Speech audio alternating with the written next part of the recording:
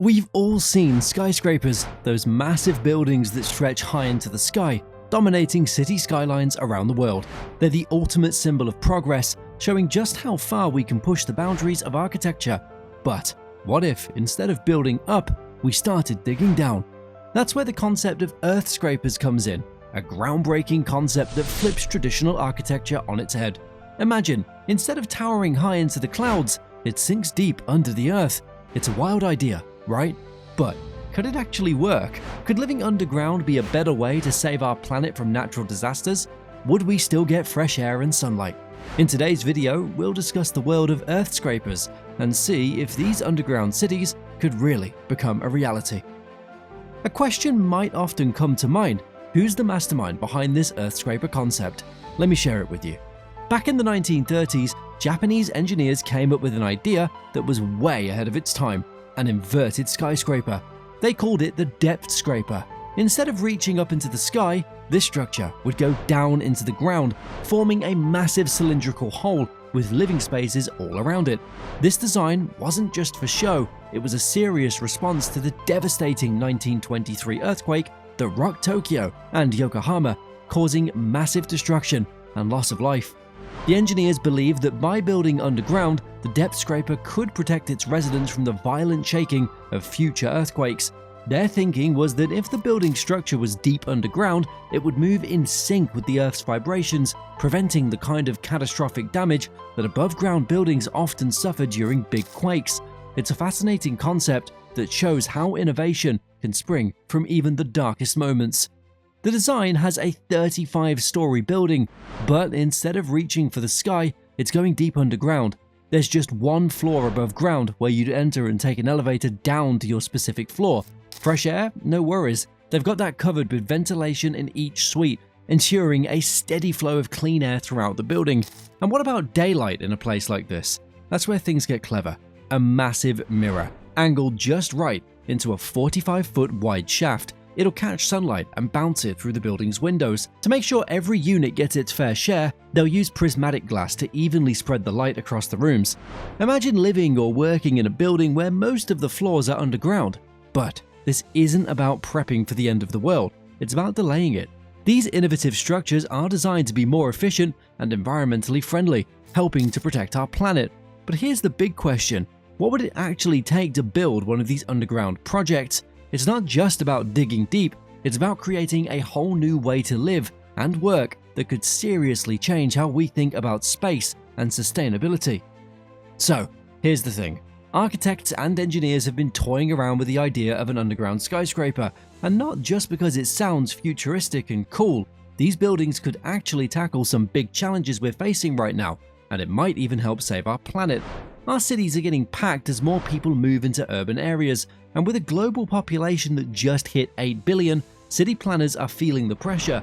Urban sprawl is taking over farmland at an alarming rate, 1.2 million acres every year, and it's also destroying natural habitats. As more people crowd into cities, this sprawl leads to more pollution, higher energy use, worse traffic, and even weaker community bonds. And with the world population expected to hit 10 billion by the 2050s, we've got to ask ourselves, where are we going to put everyone? An underground skyscraper might just be the answer. In fact, the 2022 Ecological Threat Register reported that the number of natural disasters has skyrocketed tenfold since the 1960s. That's why we urgently need to find safer ways to build homes for large populations. And the truth is, climate change is playing a big part in this increase in disasters. That's where Earthscrapers could be a game changer. Now, what if we gave the surface of the Earth back to nature? That's the idea behind the half-Earth concept by biologist E.O. Wilson. He suggests that if we protect half of the global surface, we could safeguard 85% or more of the species. By giving our planet the space and time it needs to heal, we might just avoid the worst of what's coming. You probably noticed how temperatures can swing wildly throughout the day thanks to the Earth's rotation and sunlight. And with global warming and climate change, these swings are getting even more intense, leading to extreme weather like heat waves, droughts, and unexpected rain in many parts of the world. But here's something interesting. Just 1 meter underground, temperatures are far more stable, only changing by about 5 degrees. Go down 5 meters, and the fluctuation is even less than 1 degree. This means that if we start building Earthscrapers, buildings that go down instead of up, they would naturally have much steadier temperatures than what we experience above ground. And these Earthscrapers could offer a more comfortable and consistent environment, no matter what's happening with the weather outside. But we still haven't answered one very important question. Would we actually want to live in an underground city? There are plenty of issues when it comes to living underground. For starters, how do we make sure fresh air and sunlight reach every part of these underground structures? If it's not done right, these spaces could feel more like prisons than homes. And what about getting in and out quickly? We'd need super fast elevators to make moving around easy and efficient. Then there's the issue of what's lurking beneath the surface. The Earth holds minerals and natural resources that can emit harmful radiation. If we build these underground skyscrapers, the people living there might be exposed to these toxins. To keep everyone safe, we'd need to take extra precautions, like reinforcing the structure and picking the right location. Let's talk about this Earthscraper idea. The thought behind it is that building downward might actually protect us from earthquakes, but is it really true? Sure, some studies suggest that during an earthquake, the structure might only shift about 20 millimeters, but honestly, that's still a pretty big gamble. What if something went wrong and the tower collapsed? People could end up buried under tons of rubble, trapped hundreds of feet underground. And it gets worse. What if water starts flooding in? An Earthscraper could quickly turn into a massive underground coffin. It's not just about the structure itself, the location matters a lot too. Site selection is crucial for any construction, but when you're building something entirely underground, it becomes even more complicated. You can't just pick any spot and start digging. For example, some areas naturally collect water from rain or melting snow. Imagine building an Earthscraper in one of these low-lying spots without doing proper research. You'd end up with a massive, costly problem on your hands because water would constantly threaten the structure. That's why choosing the right site, backed by thorough research, is key. Ignoring this could lead to not just financial losses, but wasted resources as well. So, before any Earthscraper project kicks off, we need to give site selection the attention it deserves. But if the technology for Earthscrapers, those futuristic underground buildings, becomes a reality, living in one could feel like paradise. The designs being considered for places like Mexico City and Arizona aren't anything close to dystopian. They're actually pretty amazing.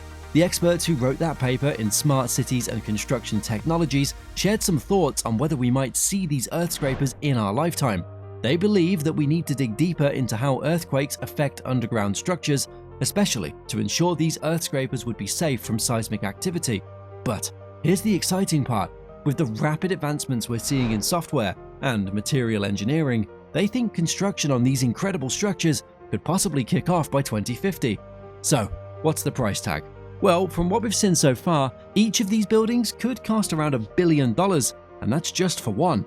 If we're talking about building entire complexes in multiple cities, the cost would be even higher. The idea of Earthscrapers might sound a bit out there, especially since we've only seen a few concept designs, but it's not as crazy as it seems. Right now, there are some pretty elaborate underground structures being built that could be the stepping stones for these inverted skyscrapers. So, while it might feel like something from science fiction, we could be looking at the future of urban development. What do you think? Could you see these towering underground marvels becoming a reality? You can take a look at the world's first underground hotel. It's the Intercontinental Shanghai Wonderland, a stunning luxury complex built in an old quarry. This $300 million project took over a dozen years to complete, and it's like nothing you've ever seen. The hotel has 18 stories, and get this, 16 of them are underground, with 2 even underwater. The location is genius too. Being underground, it's protected from chilling winds while still soaking up plenty of sunlight. It's a unique, innovative retreat that feels like a glimpse into the future. Now that you've got all the facts, what do you think? Could you see yourself enjoying life in an Earthscraper?